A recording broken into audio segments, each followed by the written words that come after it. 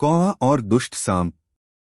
यह घटना बहुत समय पहले की है। एक जंगल में एक पेड़ पर एक कौआ अपने साथी के साथ बसे रहता था। वे दोनों खुशी खुशी उस पेड़ पर अपना घर बनाकर रहते थे।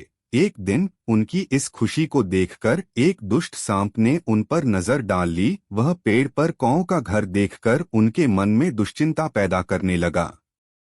उसने तय किया कि वह कौओं के अंडों को चुराकर उनके घर के पास बने अपने बिल में ले जाएगा। हर बार जब कौआ और उसके साथी अपने घर से बाहर जाते, सांप अपने बिल से बाहर आकर कौओं के अंडों को खा जाता। फिर जब वे वापस आते, उन्हें अपने घर में कोई अंडा नहीं मिलता था। कौआ को इस चोरी की योजना का पता नहीं था और वह परेशान हो जाता था कि उसके अंडे कहाँ गए जाते हैं। ऐसे ही कई दिन बीत गए और एक दिन कौआ ने देखा कि उनके अंडों को सांप फिर से चुरा लेता है। तब कौआ ने तय किया कि उसे इस दुष्ट सांप से बचने का कोई उपाय निकालना होगा। कौआ ने सोचा और एक योजना बनाई।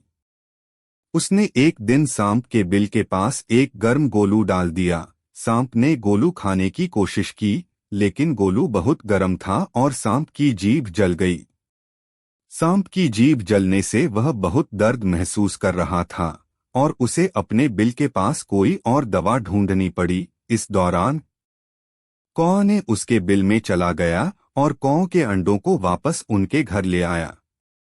सांप ने देखा कि उसके बिल में कोई नहीं है और वह जल्दी से अपने बिल की ओर बढ़ने लगा, लेकिन उसकी जीभ जलने की वजह से वह बिल में पहुंचकर बिल्कुल थक गया और आराम से सो गया। कौआ ने देखा कि सांप अपने बिल में चला गया है, तो वह अपने घर वापस आकर खुशी खुशी अपने साथियों के साथ रहने लगा।